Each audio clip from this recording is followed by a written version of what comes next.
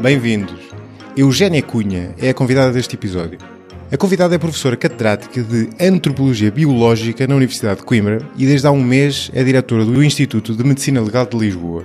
Tornou-se conhecida nos últimos anos, sobretudo pela sua atividade na esfera da antropologia forense, uma área que se presta muito à atualidade noticiosa, seja quando se tenta resolver crimes antigos, seja quando se faz, por exemplo, o levantamento de restos mortais de personagens históricas. Mas não foi sobre isso que falámos. A outra área de especialização da convidada é, na minha opinião, ainda mais interessante. Trata-se da evolução humana. Foi então para falar sobre isso que a convidei à boleia do livro que publicou há alguns anos chamado Como nos tornamos humanos. A psicologia evolutiva, como se lembram, já foi falada no podcast. Aliás, é mais do que um episódio. E, aliás, ainda hei de voltar a esse tema no podcast. Mas desta vez quis mesmo ir à raiz do problema. Isto é, até à biologia. E responder a perguntas como, por exemplo, como surgiu o Homo sapiens, com que outras espécies humanas convivemos, porque é que andamos eretos e temos um cérebro grande, por exemplo, entre outras, várias outras perguntas. Espero que gostem. E como eu estava a dizer há pouco, este tema da introdução humana é um tema que eu acho muita piada, mas nem sempre achei.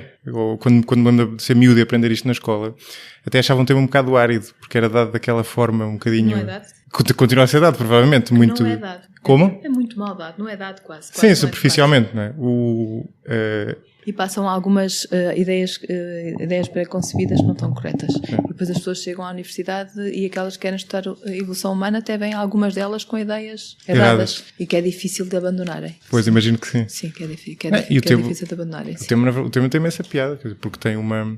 Eu acho, daquilo que eu me lembro, a maneira como ela era dada era dessa maneira um bocado árida, que era quase uma sequenciação dos vários tipos. Como se houvesse uma sequência unilinear, este viveu para dar origem àquele, aquele viveu para dar origem àquele, e a evolução não é finalista. Claro. E ninguém viveu para que nós vivêssemos. Sim. Certo? Isto é como se fosse um arbusto, uma árvore muito ramificada, e nós somos um deles. Sim. Lá estamos. E o que tem piada... Só conhecemos alguns. Claro. E o que tem piada é o que está...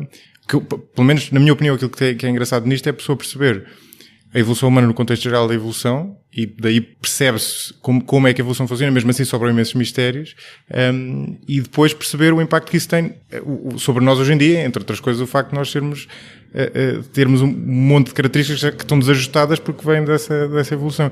E isto é uma área, entre outras coisas, que eu acho que a maior parte das pessoas há a noção de que é uma área com conhecimento mais ou menos cristalizado, mas a verdade é que se tem sabido imensas coisas nos últimos anos. Não, está sempre a mudar, não há conhecimento cristalizado, o grande problema é mesmo esse. Uma nova descoberta ou uma reanálise de uma descoberta feita anteriormente pode mudar tudo. E, portanto, tem que haver uma grande flexibilidade e não dizer que as coisas estão perfeitamente estabelecidas, é assim, é assim, é assim. E ter que assumir também que há muitas coisas que nós não sabemos, que nós só vamos ter acesso sempre a uma pequena parte das pessoas que viveram, do nosso passado. E, portanto, nunca vamos ter acesso ao puzzle todo, às peças todas. Sim. Estamos a lidar com um puzzle em que vamos encontrando peças. Essas peças podem ser fósseis, podem ser aquilo que as pessoas pensam mais, que os fósseis são só ossos, mas não é verdade, não é? Nem todos os ossos são fósseis, nem todos os fósseis são ossos. E muitas dessas peças nós julgamos que encaixam, e depois aparece outra e nós vamos lá e afinal era no lugar onde estava aquela, tem que se tirar aquela e pôr lá. Exato. E por isso não é. E depois aqui na evolução humana há por parte de alguns uma grande sede de protagonismo, e há aquela coisa, vamos anunciar o mais antigo, o primeiro enterramento, o não sei quê, e às custa disso às vezes anunciam-se coisas que não são verdade. Sim. E depois formas temporâneas, não? Claro. Sim, ainda agora na África do Sul houve agora, quer dizer, ano passado, há 2 anos, não este ano, descobertas que afinal não são importantes, mas não são de modo algum tão importantes como eu acho que apanhei isso, o Naledi. Exatamente, que eles achavam que era uma espécie muito mais antiga e na verdade... Já publicaram uma espécie sem datação, que é uma coisa absolutamente incrível, porque nós aqui encontrávamos qualquer coisa, queríamos publicá-la sem datação. No way, completamente impossível, nenhuma revista ia aceitar isso, aceitaram, e depois era 2,5 milhões de anos. Exatamente. E afinal para 250 mil anos. É completamente, o ter 2.500 milhões de euros ou 250 mil é completamente diferente, claro. Certo? Não, e portanto, aqui é quase exponencial essa diferença, nem sequer é linear. É enorme. Por acaso é engraçado porque eu apanhei agora ia dizer um podcast, um documentário da National Geographic, sim, salvo erro. Deu quase humanos. Exatamente, mas se é o mesmo documentário, ele no fim não explica Não explica porque o artigo original não explica. E o documentário foi feito quando ainda não sabia, provavelmente. O que descobriu, é o Lee Berger, que está relacionado com essa descoberta e com uma outra descoberta do Australopithecus sediba, que é o último Australopithecus a ser descoberto, foi considerado pela Forbes ano passado, ou há 2 anos, também já não tenho noção, uma das 50 pessoas mais influentes do mundo. Como é que é possível? E nenhuma dessas descobertas é tão importante como se pensava. Claro. Está a ver o que é que se consegue quando se consegue o protagonismo e se vai para ali fora, Sim. É um bocado aquela caça aos fósseis do século XIX, não é? Sim, de alguma maneira ainda há pessoas que continuam assim, não é? Sim.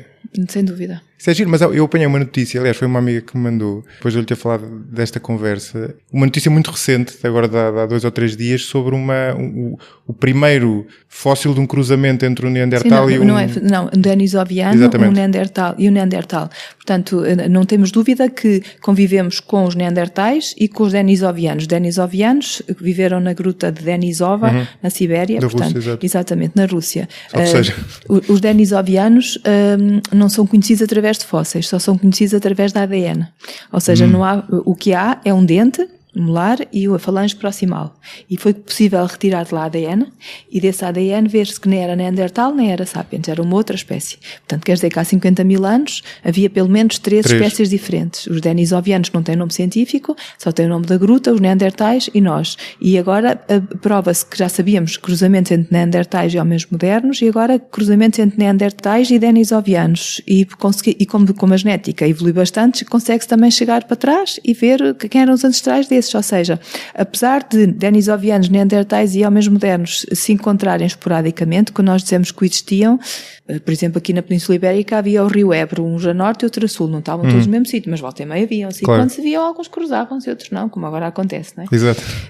E, portanto, esses cruzamentos agora consegue-se provar que aconteceram. Mas entre esses 3 havia todo o tipo de cruzamentos. Claro. Esporádicos, mas existiam. Nós provavelmente temos sangue denisoviano também. Nós temos 4% dos genes neandertais, que ainda não vi nenhum estudo que dissesse alguma coisa sobre a percentagem de genética dos denisovianos, mas eventualmente sim. Nós, europeus, os africanos não têm nada dos neandertais. Pois não, sim, exatamente. Os neandertais nunca lá chegaram, certo? O que, entre outras coisas, permite perceber onde é que eles andaram, não é? Permite validar a hipótese. Eles nasceram na Europa, sem dúvida, e depois expandiram-se para o Próximo Oriente, Uzbequistão, por aí fora, Israel, Iraque, pronto, mas não muito mais do que isso, não. Há aqui uma série de... Agora estou na dúvida para onde é que devo prosseguir, porque há uma série de dúvidas que eu tenho em relação a tudo isto. Já agora, para explicar até para quem nos está a ouvir, tanto os neandertais como os denisovianos desenvolveram-se na Europa, vindos de sítios diferentes. Sítios diferentes. Nós sabemos muito poucos dos denisovianos, atenção. Pois é, uma gruta, basicamente, sim. Não, portanto, estamos a falar de uma espécie que só é conhecida através dos seus dados genéticos. Não tem qualquer dado da sua caracterização morfológica. Exatamente, sim. Não vou dizer se era robusto, se não era robusto, se tinha arcada supraciliar desta maneira ou daquela, não sabemos. Sim, não fazemos a mínima ideia do aspecto, exatamente. Podemos saber através da genética, a cor da pele, a cor dos olhos, essas coisas todas é possível, mas outras características não. Claro. E em África, entretanto... Sim, a evolução continuava no sentido do homem moderno. Os primeiros homens modernos estão lá. E nós descendemos todos desses, à partida do homem que veio da África, até há uma dúvida em relação a isso, não é? Sim, portanto, há muitas teorias para a origem do homem moderno que têm vindo a resumir a 2 grandes, a origem africana e as origens multirregionais. A africana já não é tão radical como era, portanto, não há dúvida que os fósseis mais antigos dos sapiens, dos sábios, homem anatomicamente moderno, Homo sapiens, sapiens são africanos. Neste momento, os mais antigos são de Marrocos, com 300 mil anos, Isbel Irud. 300 mil, ok. 300 mil, já está. E a ideia que era 250, já temos... Já está bem 300, sim. Já temos mais 50. Depois passou para 190, depois passou para, assim, já cerca de 300. A África Oriental continua a ser o mais forte candidato para a origem do homem, e depois saíram, a segunda grande saída da África, saem da África, já tinham saído, não é? O Homo erectus já tinha saído. E vão encontrar... Depois da origem neandertal. Sim, não diretamente, mas sim. Então, quando saem, vão encontrar alguns sítios habitados e outros não. Os que já estavam habitados, naturalmente houve cruzamentos. E quando chegam à Europa, encontram os denisovianos e os... Neandertais. Eu não digo... Claro, denisovianos na Europa não. Denisovianos ovianos lá na Denisova. Nós na verdade não sabemos, sim, não é? Sim, pode haver mais, claro. A própria distribuição pode ser diferente. Os Neandertais bem, acho que hoje em dia já está completamente posto foram as ovelhas ranhosas, a ovelha ranhosa da evolução humana. Foram mal catalogados, não é? Não, foram mal interpretados. Um dos primeiros fósseis descobertos há muito tempo, finais do século XIX, alguns início do século XX, a reconstituição foi mal feita. E então surgia uma figura quase sem pescoço, todo assim, todo encolhido, como se fosse estúpido. Não é? Depois, tudo que era mau, pejorativo, que a gente quisesse insultar alguém, ao seu Neandertal, certo? Ainda hoje, no senso comum. De alguma maneira, ou Australopiteco ou Neandertal, na mente das pessoas é era sempre qualquer coisa, claro. Burro ou estúpido ou qualquer coisa, não é? E ele tinha uma capacidade cognitiva... Tinha uma massa craniana até maior do que a nossa, não é? Sim, mas o tamanho nem sempre quer dizer claro, eu sei. A capacidade craniana é não muito grande que a nossa. No caso deles não sabemos se eram mais inteligentes ou menos, no fundo. Nós continuamos com uma capacidade cognitiva que, quer dizer, temos algumas coisas que não têm paralelo, certo? Agora que eles conseguiam pintar e que conseguiam, já sabe que as grutas, algumas delas eram da autoria deles, claro. Tinham capacidade de abstração, certo? Que a capacidade de abstração é impossível de imaginar sem uma linguagem. Não era a nossa linguagem que estamos aqui a ter hoje, etc., mas isso quer dizer que foram subestimados, tinham capacidades cognitivas. Agora, não vamos poder saber se tinham as capacidades que nós temos, não me parece. Mas não terá sido por isso que eles não vingaram, certo? Aliás, é que não se sabe muito bem porque é que eles não vingaram, não é? Há várias hipóteses. Eu acho que tem a ver com o que acontece quando uma massa populacional grande chega ao pé de outra, que é menor, demograficamente em desvantagem, e depois traz vírus e bactérias, por exemplo, que os locais não estão preparados. E, portanto, basta uma taxa de mortalidade diferencial diferente, pouquinho, exato, para ao fim de umas gerações uns acabam e outros continuam. Claro, exatamente. Portanto, essa foi uma das hipóteses eu acho que é uma das grandes hipóteses. O que é que aconteceu quando chegámos ao Brasil e etc. Houve sempre uma mortalidade grande, portanto... Não, claro, quer dizer, pode acontecer isso... O que nos acontece, nós não fomos vacinados e fomos para a África. Claro que sim, mas a minha dúvida seria porque é que não aconteceria ao contrário? Porque é que não seriam os imigrantes a tramar-se? Mas aqui parece que quem se tramou foram os outros. E depois porquê? Porque poderá ter havido uma alteração climática que também ditou o fim deles, não é? Porque não estavam suficientemente adaptados eles eram adaptados mais ao frio. Portanto, claro. Aí houve aí um conjunto de fatores que depois se cruzaram. Não acredito que haja só uma teoria que possa explicar cabalmente o desaparecimento. Ou seja, não foi propriamente um confronto entre ambos, mas tínhamos que encontrar muitos esqueletos com provas de confronto. Isso não sim, era pouco provável. Sim, isso acho pouco provável mesmo, sim. Porque é que havia de haver confronto? Isto havia muito espaço para viver, sim. Claro, sim, sobretudo havia imenso espaço, podia haver uma absorção. Espaço e havia recursos também, nem sempre, mas sim, éramos nómadas, caçadores-recoletores e provavelmente teríamos competido pelo mesmo, certo? Sim. Mas não era a densidade demográfica de agora. Essa questão da idade do gelo tem piada porque, para mim, olhando para isto, um dos puzzles é o facto do Homo sapiens, ou sapiens sapiens, ou como queremos chamar, o homem anatomicamente moderno, a ter surgido em África, eu ia dizer 250, mas pelo visto há 300 mil anos, ou mais, nós na verdade não sabemos, e ter estado à espera... Ele não saiu logo. Até há 60 mil anos, salvo erro? Não, agora é antes. Agora já saiu antes. Já saiu antes? Já saiu antes, já. Pai, há 150 sai, sim. Ah, é? Ok. Então a diferença não é assim tão grande, apesar de tudo. Sim, saiu. Teve algum tempo em África sem sair, sim. Mas atenção que, mais uma vez, recordo que eles eram caçadores-recoletores, nómadas, e bastava moverem-se alguns quilómetros por geração para naturalmente depois saírem da África. Não houve nada, vamos embora, vamos migrar. Não houve nada disso. Mas, quer dizer, não parece isso, obviamente, mas parece haver uma descontinuidade quase, porque parece haver... Mas lá está, nós estamos a ver uma... Estamos a olhar para trás com uma coisa muito parcelar, não é? Estamos a olhar para trás parcelar e estamos sempre muito a fazer o paralelo com o atual, que não deve ser, certo? Porque a África que foi e continua, e foi durante muito tempo o continente, mesmo depois do Out of Africa 2, o continente com maior densidade demográfica. A África não é abandonada, não fica desabitada. Sim, claro que não, sim. E os que estavam fora também entram. Acho que as pessoas só veem assim, não é? Sim. Mas há movimentos nos dois sentidos. e o que foi muito descurado, acho eu. Obviamente nos dois sentidos, ou seja, há neandertais, por exemplo, que... Neandertais não, mas na Ásia, por exemplo, o correspondente aos neandertais, também não há neandertais na Ásia, quer dizer, na China, no Extremo Oriente. Pronto, sim. Exatamente, na Indonésia, nas Filipinas. A Indonésia é uma zona muito importante na evolução humana. Exato. E que tem desde o Homo erectus até ao Sapiens, certo? Naturalmente eles não tiveram sempre ali. Alguns deles, vamos acreditar que só daqui é que se mexiam? Não. Não, claro que não. Eu percebo. Os que estavam em algumas ilhas, acredito que sim, mas por exemplo a Ilha das Flores, na Indonésia, que não era ilha quando foi habitada, estava presa ao continente. Acha que não houve um fluxo contrário? Quando ela se fosse uma ilha, sim, mas não era uma ilha, certo?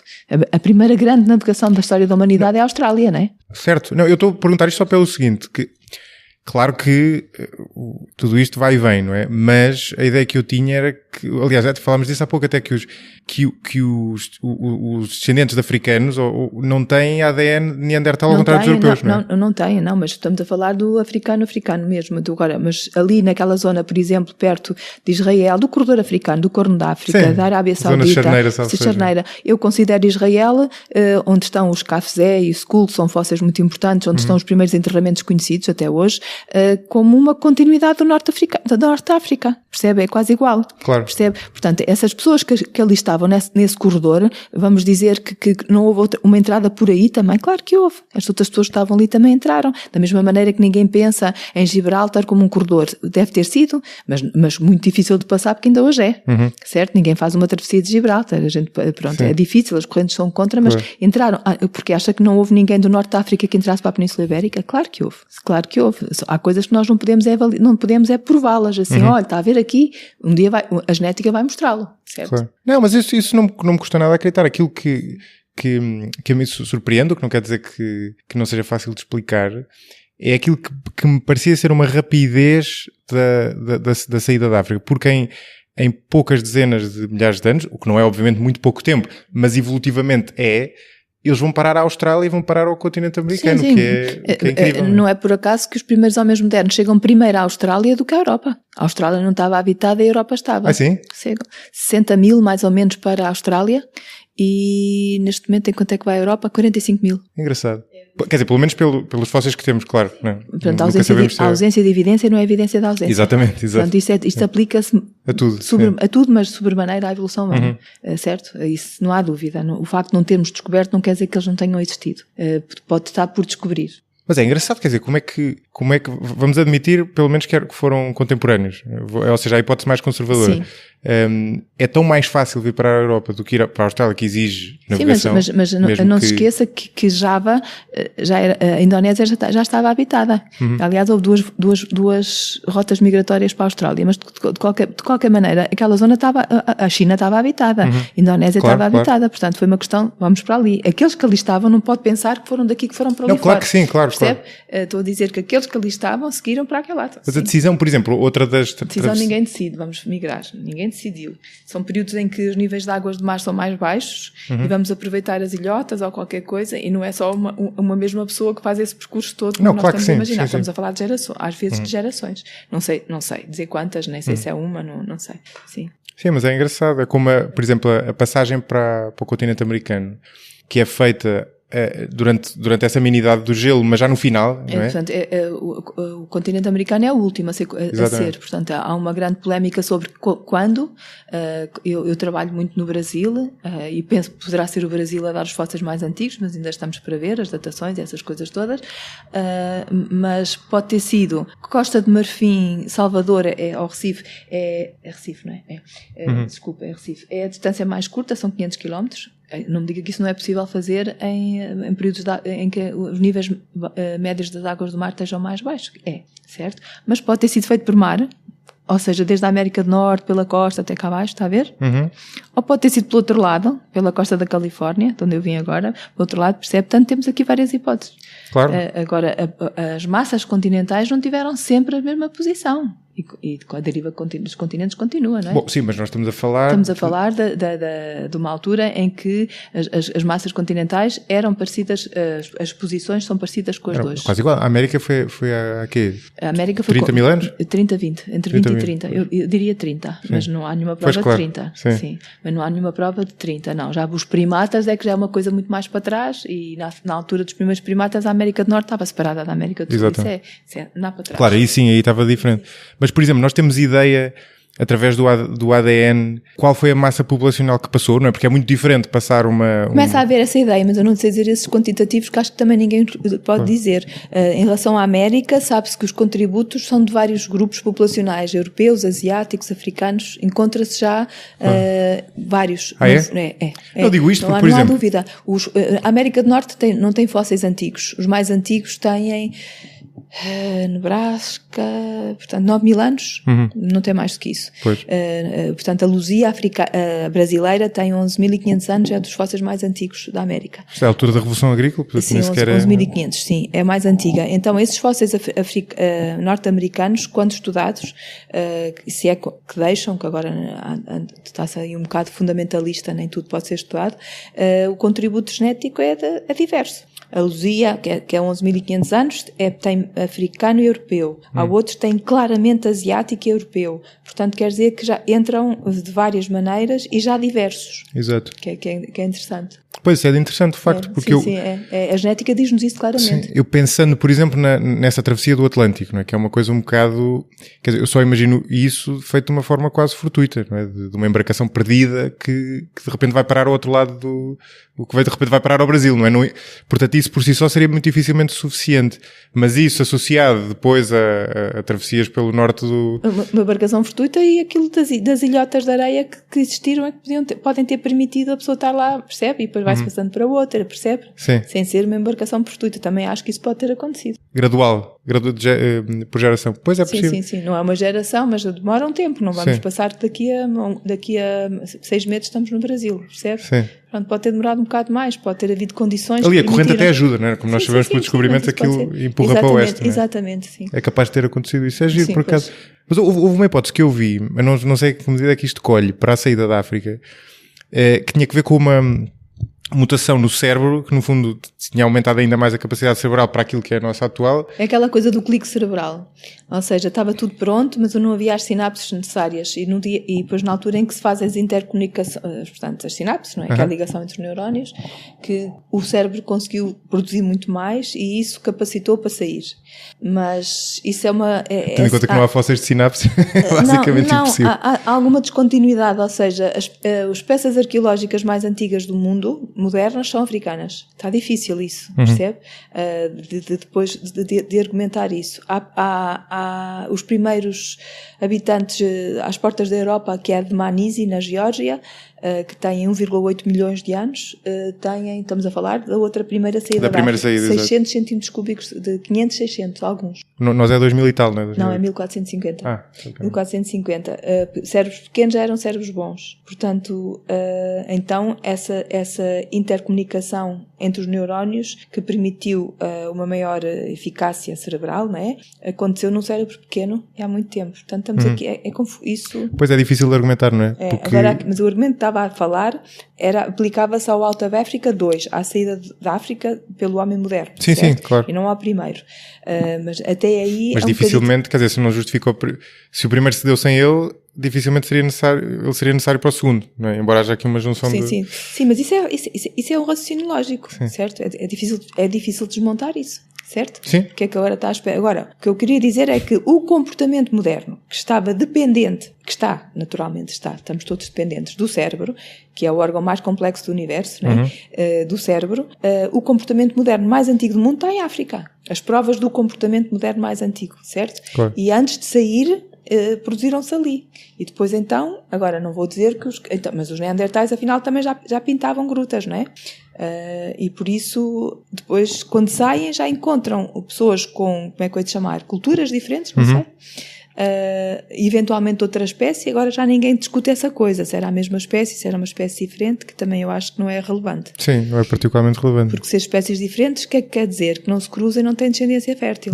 E portanto, então não vamos discutir isso, porque agora já estamos partindo de saber que se cruzam. Sim. Certo? E pelos vistos tiveram descendentes. Certo? Essa era uma das hipóteses, salvo o erro, nessa notícia entre os denisovanos, não era? Entre os denisovianos e os neandertais. Já não me estou a recordar exatamente, mas eram mais uns da linha paterna e outros da linha materna. Exato. Não era igual sempre. Podia ser uma espécie de mula. Exatamente, mula humana. Sim, agora já não sei, tinha que ir pegar na notícia e saiu mesmo há pouco tempo.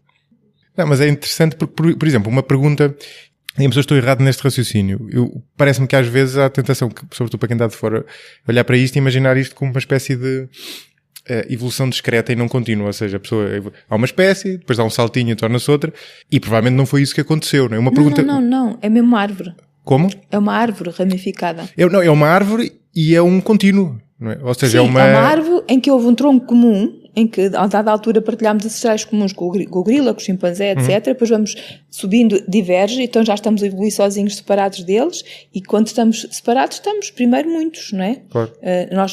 Nós estamos anormalmente sós agora. Sim, exatamente. Portanto, é a única altura em que eu saiba que só é esta espécie. Sim, e é estranho de se compararmos com outras, não é? Sempre vivemos com outras espécies. Não, mas o meu ponto até não era esse, vamos pegar no nosso ramo e andar para trás. Sim.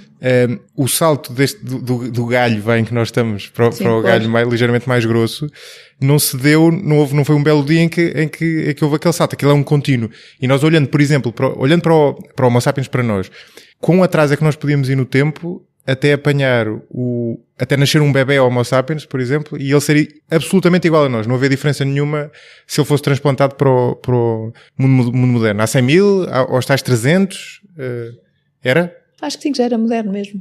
Era exatamente igual? Aqui há várias coisas. Primeiro, não houve só uma tentativa para o Homo sapiens, ou uma tentativa para o bipedismo, ou uma tentativa para o desenvolvimento cerebral, nada disso. Há muitas tentativas e algumas delas falharam. Ou seja, não houve só um caminho para ficarmos bípedes, não houve só um caminho para tudo conseguimos.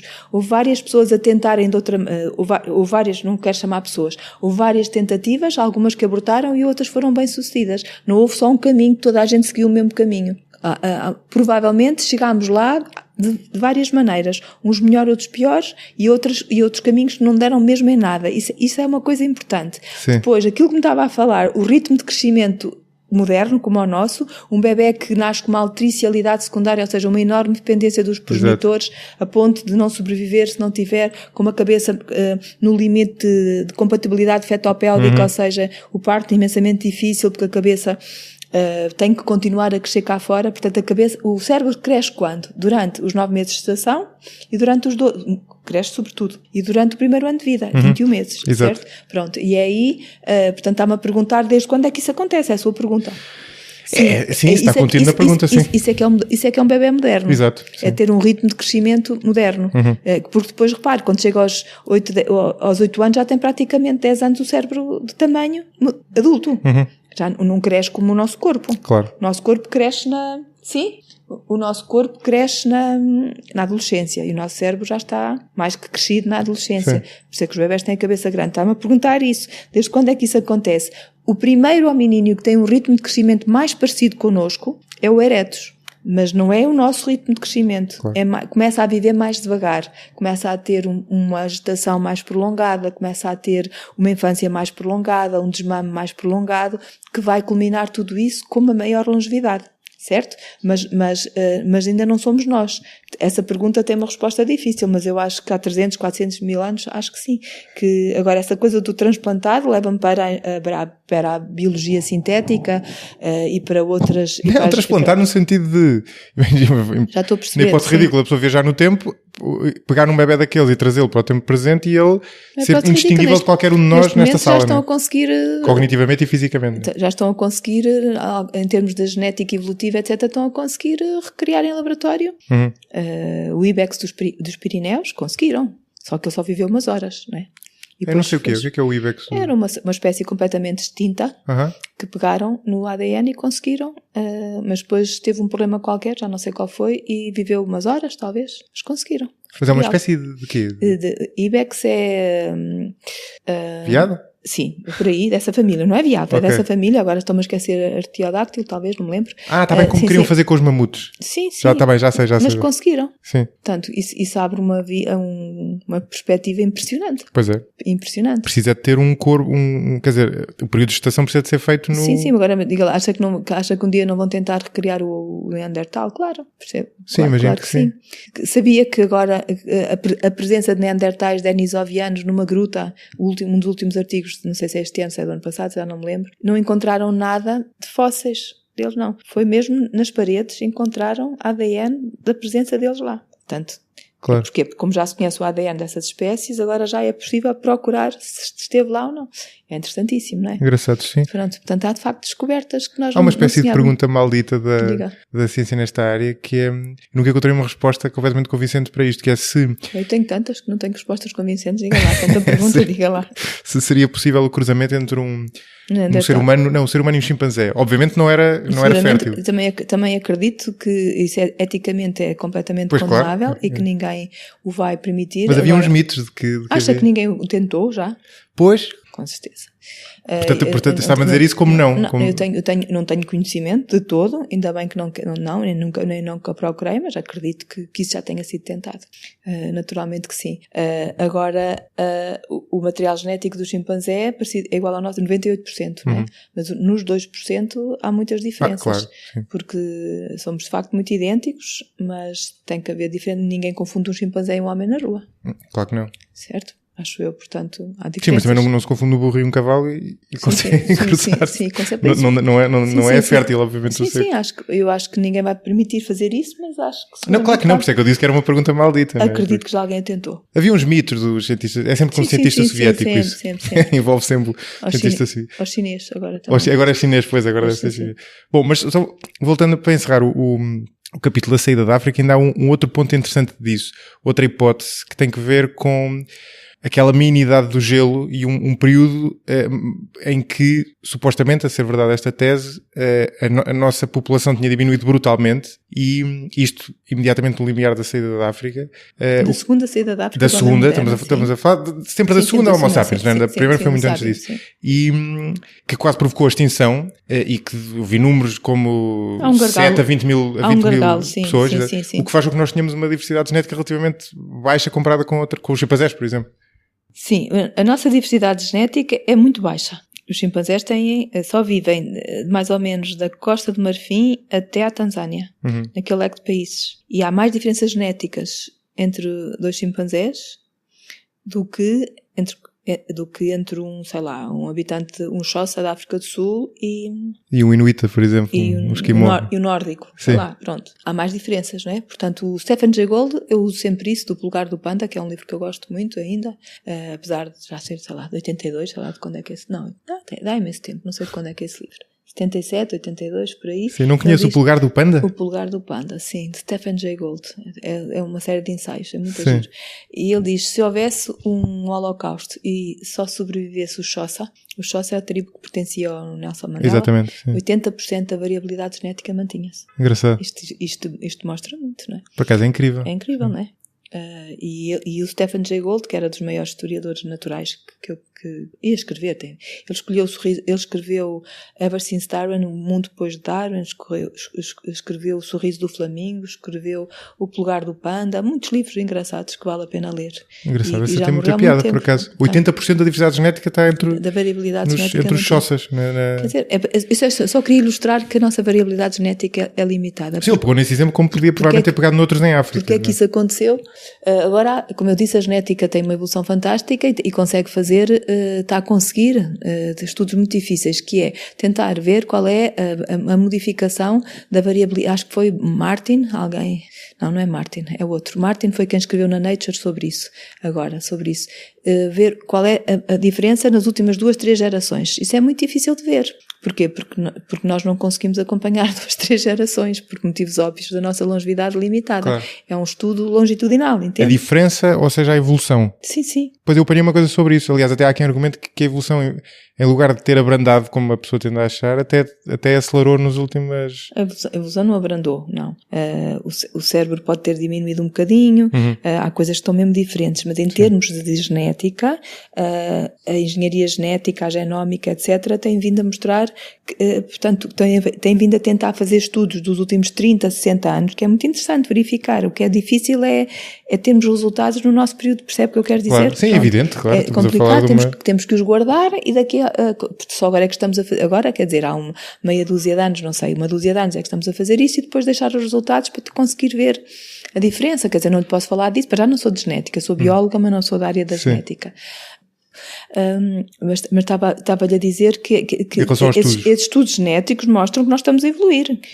Há muita gente que julga que a evolução já acabou, que a evolução é finalista. Bem, acabou implica ter um fim, né? Deus me livre, quer dizer, porque agora, o que é que as pessoas estão habituadas é que seja uma coisa macro, que se olhe e se veja, mas onde é que está a diferença? Não é isso, percebe? Aí é que a maior parte das pessoas... Pelo contrário, até uma alteração genética que produz imensas diferenças exteriores, até pode ser quase irrelevante comparada com uma que produza diferenças interiores imperceptíveis, mas muito mais relevantes. Exatamente, porque o que as pessoas querem ouvir é se está o dedo do pé a diminuir, o quinto dedo, se o terceiro molar... Se o terceiro molar vai desaparecer ou não, são as coisas que as pessoas podem mesmo pensar. E quando cada um pensa no seu antropocentrismo em si, depois pensa o que é que em mim poderá estar a modificar-se. E é isso, não é? Sim. E não deixa de ter piada. Mas eu acho que basta nós olharmos para o período desde a Revolução Agrícola, para aí 12 mil anos. Sim. E nós vemos, por exemplo, um dos indicadores que tem muita piada é a intolerância à lactose. Sim. Mas agora isso está da moda. Agora está na moda, mas nós vemos que, por exemplo, nos países nórdicos não há praticamente intolerância à lactose, ou não havia, agora se calhar já há alguma, e se formos para a China, por exemplo, quase toda a gente é intolerante à lactose porque eles não produziam historicamente produtos derivados do leite. E isso é muito interessante. Tem muita piada, não é? Aliás, a história disso tem imensa graça. Uma vez apanhei uma coisa sobre isso, que é nós, algures na evolução, não na nossa, muito atrás disso, há uma seleção natural a favor da intolerância à lactose dos adultos para proteger as crias, não é? Porque senão as pessoas não chegavam a adultos. É uma hipótese, sim. Não é? Ou pelo menos é uma hipótese. É uma hipótese, sim. Ou seja, houve essa evolução e depois nós revertemos essa evolução quase artificialmente com a agricultura. E depois tivemos anos e anos e anos, ninguém falava disso e agora toda a gente é intolerante à lactose na cabeça, porque muita gente nem vai, a maior parte das pessoas nem sequer vai verificar se é ou não é. Certo? Até não é. Não me diga que não conhece, pergunto. Uma das pessoas que conhece que é intolerante se alguma vez fez análises para ver se era. Está bem, vou perguntar. Pergunto lá. Pergunto se já fez análise para ver. Pronto, metem na cabeça. Não, sinto muito melhor sem lactose. Ainda bem, pronto. Então nem vale a pena fazer análises, mas não há nenhuma prova que sejas intolerante à lactose. É só isso. Claro, sim. Acho bem que pronto. Pois é, porque intolerância nem sequer é alergia, não é? Portanto, é uma coisa muito mais com certeza. Agora também há alergias hoje que não eram impensáveis há uns anos, sim, não é? Sim, há meia dúzia de anos, não é? Sim. E nós falamos da rapidez da evolução. Sim, exatamente. Outro exemplo giro, por exemplo, mas este físico... É a evolução da língua, das linguagens. Não, a cultura... por hoje. A evolução cultural é muito mais rápida. Das línguas surgem, desaparecem, a extinção das línguas é rapidíssima, não é? Sim. Aliás, essa é outra... Agora fazendo aqui, fazer um atalho, mas esse ponto é giro, embora seja... Já não é bem...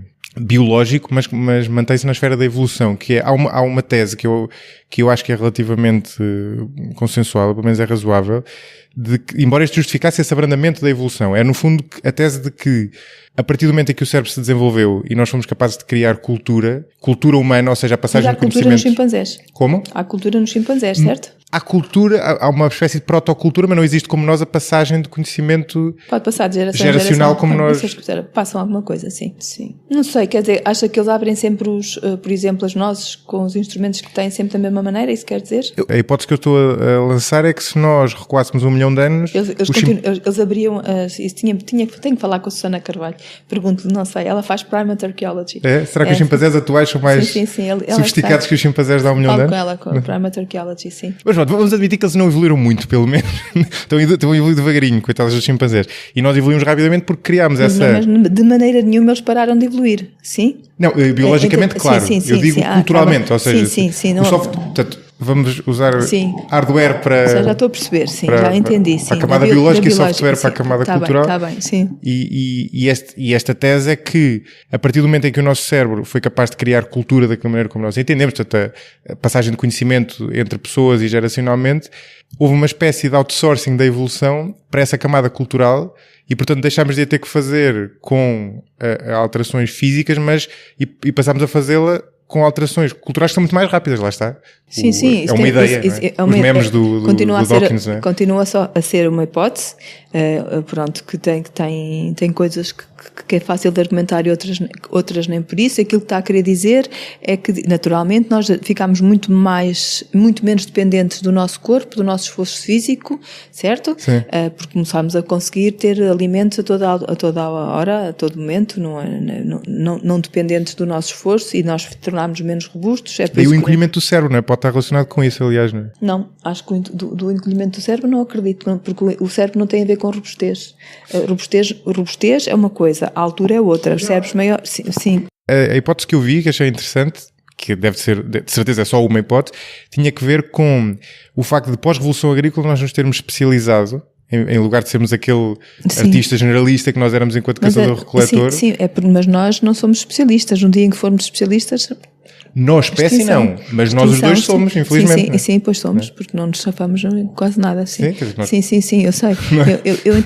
Eu entendo isso, mas não nos especializamos na sobrevivência, porque não precisamos, mas especializamos noutras coisas. Puxamos pelos neurónios e são mecanismos retroativos. Sim. Se tivéssemos agora aqui,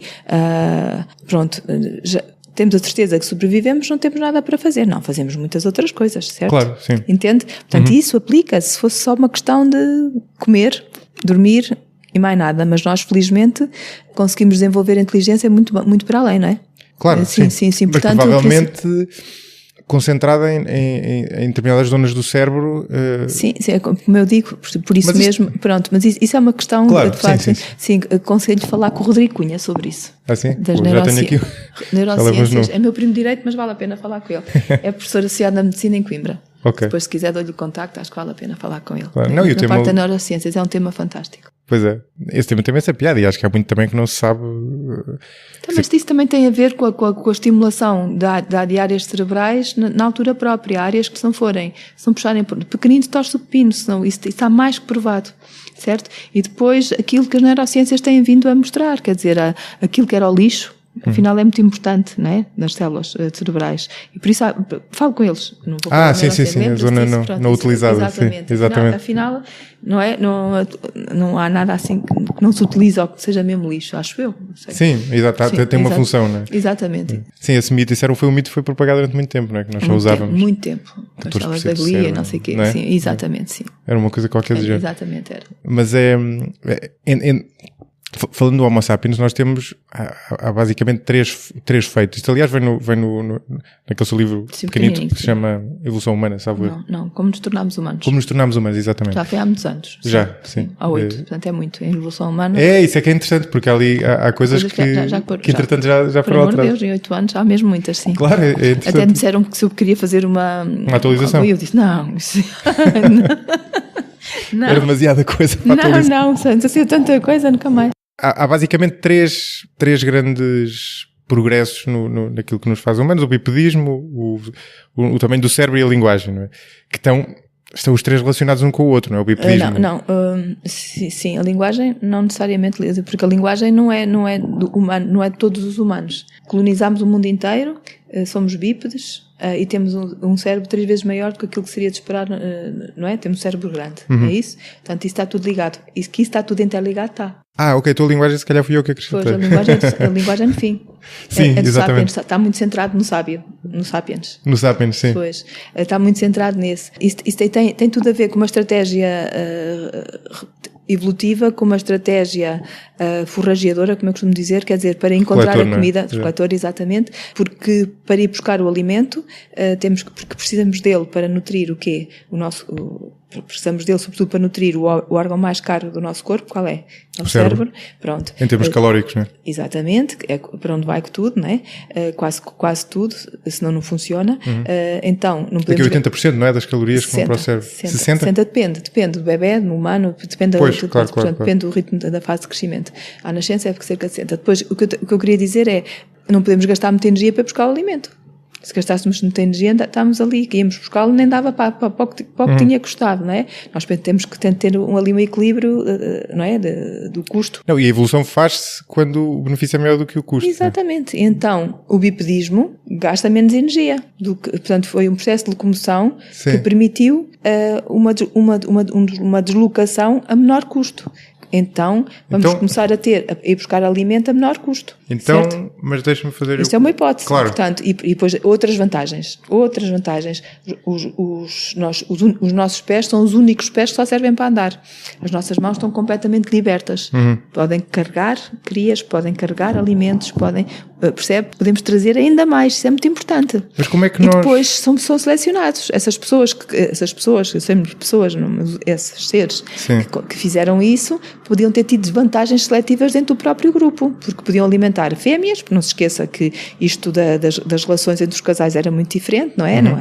Não eram monogâmicos, naturalmente, depois não havia monogamia, seguramente, e portanto essas fêmeas iam gostar, percebe, tinham um macho que tinha ido buscar, porque não a fêmea, ao contrário, mas pronto, percebe? A seleção sexual do Darwin, não é? Exatamente, pronto, tudo isso é muito importante e isso pode ter tido vantagem evolutiva, mesmo. Eu percebo isso e claro que sim, a minha dúvida é quando nós olhamos para isto é que isto é como ir explicar como é que se comportou a economia depois a posteriori, não é? Ou para usar uma expressão mais corriqueira, a totobola de segunda-feira, não é? E a pessoa está a olhar para trás e está a pensar o que é que pode ter causado esta evolução, e claramente há o manuseamento de instrumentos, em termos energéticos, havia uma hipótese também que tinha que ver com maior eficiência em termos de calor, maior arrefecimento do corpo, não é? Exato, portanto, repare, se andássemos assim, qual era a área assim que nós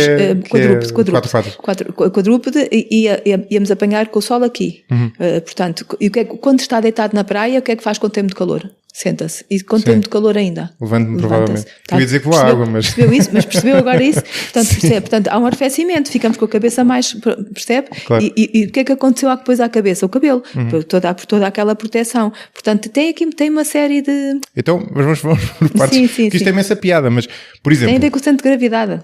Porquê é que os chimpanzés não se tornaram eretos, por exemplo? Coitados, não tem nenhuma vantagem nisso. Eles têm um andar quadrupedismo modificado. Não teriam, nunca o benefício foi maior que o custo. Eles quando querem, sobretudo o bonobo, que é o outro chimpanzé, não é? Ele é o que está há mais tempo como nós. Mas nunca é a posição ereta que nós temos. Nenhum deles levanta o pescoço direitinho. Nós é que temos a cabeça equilibrada sobre o esqueleto pós-craniano. Eles não. Têm que fazer um esforço, sempre. Minimamente é sempre diferente, certo? Porquê? Porque esta parte de cima do corpo é muito mais pesada do que a de baixo. Repare que se estiver a transportar uma pessoa muito pesada, o que é que vai acontecer aos seus joelhos? Fletem. Sim. Já não consegue e vai fazer como 1, 2. E quem é que anda assim? Os chimpanzés. Os chimpanzés. Percebe? Os chimpanzés têm a parte de cima do corpo muito mais leve, portanto, muito mais pesada. Eles têm ainda mais pesada do que nós. Aqui há uma desproporção. E, portanto... Sim, eles têm uma desproporção, exatamente. Embora tenham um cérebro mais leve. Sim, mas não compensa. Mas para que é que eles têm isso? Têm os braços mais compridos. Para quê? Para fazer bipedismo. Para irem às árvores quando for preciso. E nós não. Sim. Certo? É diferente. Portanto, aqueles pés e aquelas mãos servem para várias tarefas, entre as quais a locomoção. E aqui é diferente. Connosco, não. As nossas mãos não são usadas na locomoção. Não, exatamente. Há muitas diferenças. Mas esse ponto de partida, quer dizer, essa forma é interessante, não é? É interessante, isto é aquela que é válida, que a pessoa pensar... Não há nenhuma teoria que explique completamente o bipedismo. Estamos a falar que a energética do bipedismo e a termorregulação são duas das teorias, quando juntas, que mais explicam porque é que nos tornámos bípedes. Foi isso que estivemos a dizer. Exatamente. Certo. E agora, se houve outras vantagens, sim, o carregar, quer as crias, quer os alimentos, sim. A visão, que é um maior campo de visão, sei lá, temos várias, mas não venha dizer que foi por causa disso que se tornámos bípedes, não, mas depois houve ali vários mecanismos. Mas pode-se falar naquilo que causa e depois em vantagens suplementares que impedem o retrocesso, por exemplo? processo temos a ver, acho mais com o benefício, percebe? O benefício ser maior que o custo. Também não deviam ser burros, não é? As primeiras formas de bipedismo foram incipientes, não tinham as vantagens que têm hoje. Claro. Ninguém começou, aquilo devia ter sido bem gostoso, percebe? Essa passagem. Foi uma passagem gradual. Ou seja, bastou haver uma vantagem marginal ali para se dar aí no bipedismo é que temos a certeza que houve muitas linhas a tentarem, nem todas conseguiram, certo? E depois tem a ver com o clima, porque o clima é o grande motor de evolução e o clima é que dita a cobertura vegetal, e a cobertura vegetal e o solo é onde nós vivemos. Sim. E portanto a locomoção feita aí também vai ditar a rarefação, pronto, percebe? Antes havia a savana bipedismo, não é assim? Sabemos perfeitamente que não é isso que eu ia dizer, exatamente. Não. Hoje faz-se paleoecologia, faz-se a reconstrução dos solos e sabe-se que eram bosques, que eram ambientes de savana e ambientes mistos. Havia tudo, certo? Ou seja, nós tornámos-nos bípedes antes antes das savanas. Antes de descermos permanentemente para a Terra. Sim, nem se pode dizer que alguma vez tivéssemos descido permanentemente para a Terra. Assim, quer dizer, percebe o que eu estou a dizer? Claro, sim, pronto. Sim. Vivemos sempre em bosques, acho eu também. Não foi tudo para a savana, sim. Isso é giro porque há bocado falávamos daquela questão do parto. E o parto, eu apanhei um artigo sobre isso também com piada, porque a tese que eu já conhecia, eu fui tentar revê-la, é que o parto humano é ultra difícil. E é numa posição é isso, está a fazer assim deitado, não é? Sim, porque os primatas, muitos deles têm na posição fetal, desculpe, de cócoras. Sim. Que é diferente. Há muitas mulheres que agora tentam, muitas não, algumas, há uma teoria qualquer. Há mulheres que se põem a ter assim, sim. Sim, mas é diferente, isso tem a ver com o tamanho cerebral do bebê e a compatibilidade fetopélvica. Exatamente. Os outros primatas não estão no limiar como nós estamos. Ou seja, nós tornarmos diretos e isso comprimiu a pelvis, não é? Ou estreitou a pelvis. Sim, um bocadinho. E o cérebro aumentou. Sim, portanto, mas por isso faz com que o bebê tenha que nascer num estádio, faz com que a gravidez não possa ser os 21 meses que eu lhe disse, os 9 mais os 12, mas tenha que vir antes. E nesse primeiro ano é que há uma esponja, percebe? Absorve ali imensa informação. Mas aí, o que é engraçado nisto é que continua a haver aí um puzzle, ou seja, o bipedismo limitou um pouco o crescimento cerebral durante claro, ou seja, evolutivamente, o bipedismo ter ditado que nós nascêssemos mais cedo... Não ditou, é um dos fatores de... Sim. Ou isso, exato, ou ter contribuído para... parece uma escolha razoável. E mesmo assim temos a gestação mais longa dos primatas, sim. Exato, mesmo assim, exatamente. Sim, se nós tivéssemos a gestação completa, teríamos provavelmente o animal com a gestação mais longa, acho que é o elefante. Sim. O elefante tem 20 meses. Sim, agora assim, pensei na longevidade, que é a baleia branca. Sim, acho que sim. É qualquer coisa assim. Bom, mas isso era outra história. Outra história. O que eu ia dizer que achei piada em relação a isto é, esse é um problema que a evolução resolveu. Portanto, o parto ou remediou. Resolvesse não havia tanta morte como houve. Mas é aí que eu quero chegar. Não resolveu. É aí que eu quero chegar. Piada, não resolveu nada. Nós não somos... Nada é feito de uma forma definitiva. Nós não somos bípedes perfeitos. Não. Aliás, há uma expressão, não sei se isso era do Darwin, que é Evolution is not an inventor, is a tinkerer. Sim, que é engraçado, ou seja, não sei como é que se diz em português, mas é... Ainda ontem estive a perguntar como é que se traduzia tinker. Pois, não sei. Nem eu. Não é inventor, é... Quer dizer, é como uma pessoa que arranja relógios, não é? No sim, fundo, mas agora por acaso convidaram para uma professora convidar tinker, visiting professor, e era com essa palavra. E eu pensei que não estava a ver... Mas isto para dizer, portanto, a evolução não se faz esse tinkering, faz o desenrolo com aquilo que existe e não produz um produto final, lá está. Não é finalista. São vários estágios. Não está a acontecer porque, olha, vamos combinar, nós estamos a fazer isto para... Claro. Não é finalista. Sim. Não, portanto, de maneira nenhuma. Não, havia um exemplo giro, qual é? E sobretudo não é assim. Cada vez melhor. As pessoas pensam nisso, não é? Parece que tem que ser sempre melhor do que era. Sim. Não é assim. Há coisas que naturalmente não devem estar melhor do que for. Quem é que dita melhor? Não é? As pessoas acham que evolução é o mesmo que progresso, mas não é. Sim. Certo? São termos diferentes. Bom, há uma lógica de progresso, só que não é necessariamente a mesma que a nossa a avaliar agora. Claro. Portanto, existe essa lógica de custo-benefício, não é? Sim. O benefício tem que ser maior do que o custo. Sim, mas daí a ser do nosso agrado já é diferente. É das coisas difíceis para transmitir aos miúdos, e quando os meus filhos eram pequenos, era mesmo isso. Era, porquê? Porque olhavam para o programa, queriam ver, então em que é que o elefante está diferente? Nunca me esqueço, porque é que o elefante, não sei se era um de qual eles, o elefante está diferente do que era. Está igual. Portanto, era muito difícil. O que é que ele faz diferente? E eu disse, mas ele não estagnou, está diferente. Mas não se convence ninguém. Claro. se não vê. Há um exemplo giro que acho que era da girafa. Eu agora não tenho certeza se estou a contar isto da maneira certa. Mas que é o exemplo bom para essa questão do tinkering, porque a girafa é um animal completamente, é um animal muito mal concebido se nós imaginarmos aquilo como uma espécie de design inteligente. Sim, é. Porque se nós construíssemos uma girafa de raiz, não faríamos um animal com aquele pescoço ultra longo, não é?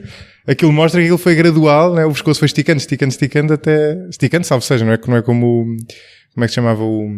Lamarck. Não é como Lamarck, exatamente, esticando, salvo seja. Mas estamos a dizer isto por causa do tinkering.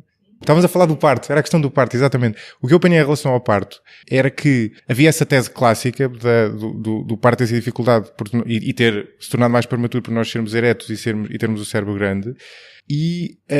Mas o que eu apanhei, isto é um artigo da BBC, estou a vender pelo preço porque comprei, era que havia várias investigações que mostravam que isso estava muito longe de ser a história toda e que, por exemplo, havia indícios de que o parto, quando nós éramos caçadores-coletores, ou seja, pré-revolução agrícola, era muito mais fácil do que é agora. Não havia estas dificuldades. Hoje em dia, com toda a tecnologia que nós temos, continua a ser uma coisa muito difícil.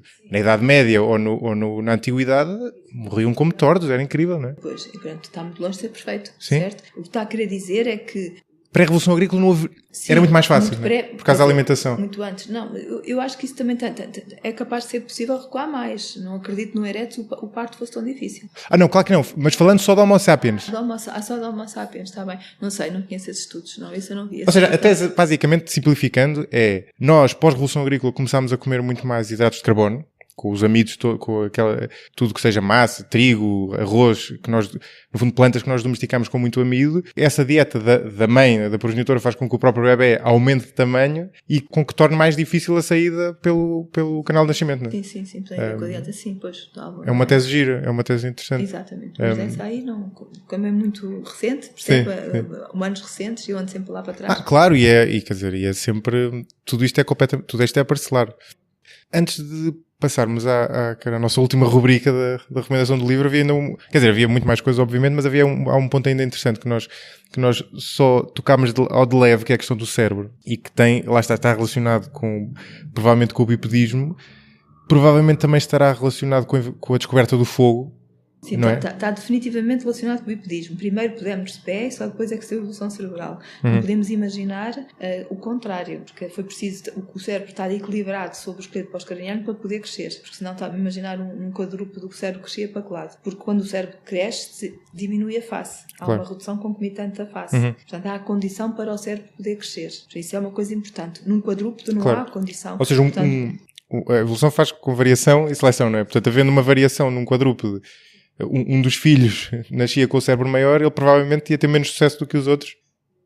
Porque Sim, ou seja, não lhe dava uma vantagem, não é? Sim, é difícil, porque o cérebro num quadrúpedo grande não dá. Sempre que há uma coisa que se desenvolve muito, há outra que tem que ter uma redução concomitante. O cérebro desenvolve-se em termos de aparelhos. Qual é o aparelho que diminui? É o digestivo. Exato. Daí a questão do fogo, não é? E de cozinhar a comida. Cooking Hypothesis está provável. Não dou. Eu falo sempre disso. Ele é muito eloquente quando fala e tem livros bons. Faz um grande negócio com os livros todos que faz, mas também acho que também escreve algumas coisas engraçadas. O fogo veio permitir cozinhar os alimentos, veio permitir diminuir as toxinas, coisas que nós não tínhamos proteção natural, vai permitir diminuir o esforço da mastigação, vai permitir diminuir toda esta zona central da face. Portanto, diminuindo a face, aumento da... A protuberância, não é? Sim, exatamente. Portanto, ficamos menos robustos em termos faciais, o que é bastante importante. Redução do tamanho dos dentes, mastigação mais fácil, os nutrientes que vão aceder ao cérebro são completamente diferentes e, lá está, o de Cooking Hypothesis tem a ver com o cozinhar dos alimentos, que vai permitir dar nutrientes ao cérebro que o fazem crescer. Isso é uma hipótese. Isso é apenas uma hipótese, que carece até... Há vários nutrientes que nós precisamos e provavelmente o ter cozinhado ajudou. O fogo foi uma conquista ímpar. E não tem só essa vantagem, o fogo dá... Tem muito mais, até nos permite sonhar. Portanto, pronto, também está relacionado com segurança? Isso. Não, porque parece que conseguimos, isso é extrapolação, mas há autores que dizem que a partir desse momento conseguimos dormir mais descansados. Exato. E conseguimos então chegar à fase em que a tensão posterior é zero e, portanto, podemos verdadeiramente descansar, sonhar, extrapolar, etc. E isso é muito importante para o desenvolvimento cerebral. Curioso. Mas é engraçado isso. Mas é difícil de provar. É ultra difícil, não é? Essa então é quase impossível. A mim não estou convencida, mas... Pois. Então, aquilo tudo que eu estou a dizer não quer dizer que eu partilho disso. Não, aquilo que me parece aqui difícil, e falávamos há pouco da questão do bipedismo, é de distinguir aquilo que espoleta sim, o causa e efeito. A alteração e o que são vantagens depois adicionais que vêm a posteriori. Não é? Causa e efeito. Sim, então o fogo, o comportamento de aglomeração, a luz, o trabalhar dos instrumentos, há uma série de vantagens. O fogo, se a pessoa começar a elencar, é incrível a quantidade de vantagens. E porque é que nenhum outro animal, porque é que todos os outros animais têm medo do fogo e nós não? Portanto, isso é uma conquista. Claro. Nós também tínhamos. Pois tínhamos. E temos-lo até um bocado instintivamente, o que é interessante. Há um ponto só para fazer este ponto muito rápido, há um ponto da lógica da evolução, sobre o qual eu próprio também nunca tinha pensado. Nós tendemos a assumir que a evolução só se faz pela seleção natural, nesta lógica de haver um benefício maior do que o custo. Mas também existe parte da evolução que é casual, ou seja, é neutra. E não deve ser fácil de destrinçá-la. O professor Bracinha Vieira, que foi as minhas referências, que era professor de evolução humana e psiquiatra aqui na Universidade Nova de Lisboa, escreve no livro que escreveu em 1995, portanto há 23 anos, a evolução do homem, a evolução é acidental e ao acaso. Isto é muito importante. É mesmo. Ao acaso é isto que quer são dizer, alterações que são... Completamente. Neutras. E as mutações? Sim. Certo?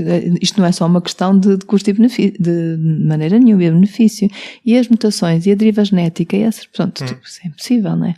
Por exemplo, os nossos pelos, por exemplo, o facto de termos muito menos pelos do que os macacos, pode ter que ver com isso? Tem a ver com vários fatores, tem a ver com o transpirar, com as glândulas sudoríparas, com a movimentação que nós fazemos, com tudo isso. Portanto, a partir diz-se que as glândulas sudoríparas surgem quando diminui a cobertura pilosa. E essa cobertura pilosa também... Os macacos não têm glândulas sudoríparas no corpo? Têm, mas acho que não são tão desenvolvidas como as nossas. Porque os cães não têm, por exemplo, é uma coisa piada. Não vou jurar se têm ou não. Pois os cães não têm. Sim, não, os cães não têm. Pois não. Só nas patas e na língua. Exatamente, sim. Portanto, tem um mecanismo que não sei explicar, que acho que é distinto. Mas isso tudo tem a ver com a maior mobilidade, que eles também são muito móveis, não é? Mas pronto, eles podem ter ciclos vitais relativamente pequenos. Ciclos vitais são as áreas que eles se deslocam sempre e conhecem sempre, não é? Nós podemos fazer mais. E sempre se associou a primeira saída da África, à perda da cobertura pilosa, ao aparecimento das glândulas sudoríparas como as nossas. Exato. Isso tudo que é muito difícil de provar. Claro. Portanto, mais uma vez. E a alteração, por exemplo, a alteração da cor de pele, por exemplo, aí já dentro do Homo sapiens. Isso tem a ver com a melatonina e tem a ver com os trópicos. Sim, e eu apanhei qualquer coisa recentemente mas acho que era um indício de que isso teria sido muito mais recente do que se pensava, qualquer coisa como vai 8 mil anos, o que implica que é, por exemplo, posterior à Revolução Agrícola, por exemplo. Não, mas eu nunca ouvi falar nisso, eu vi antes. Sim, mas não sei se era provado. Sim, muito bem. Mas era giro, quer dizer, a pessoa imaginar isso, né? Por exemplo, os neandertais, tenho a certeza que alguns até eram ruivos. Isso sabe-se. Tem o gene, não é? Já mas não sabemos a cor da pele, para não? Alguns sabemos, sim. Não, agora com a genética vê-se. Tinha ideia que não, tinha ideia que olhos verdes, ruivos, mais brancos, portanto, etc. Não. Então, pode-se nos terem dado o gene do cabelo ruivo. Bom, estamos a terminar, então, avançando para a última rubrica da recomendação do livro. Eu disse que podia ser um livro qualquer, mas acho que vai ter que ver com o tema. Sim, o Regenesis, eu só li em inglês, do Church, 2012, exatamente sobre a biologia sintética e sobre o que é que a genética pode fazer e recriar, a biologia sintética, recriar em laboratório e aquilo que nos pode acontecer ou não, é muito interessante. Que se compra em e-book na Amazon, etc. Portanto, eu acrescento o link, eu ponho sempre algumas ligações. Exatamente, posso-lhe mandar depois também, mas é fácil. Sim, não, eu encontro, não é preciso. Sim, é fácil. Claro. Ok, obrigadíssimo, foi uma ótima conversa.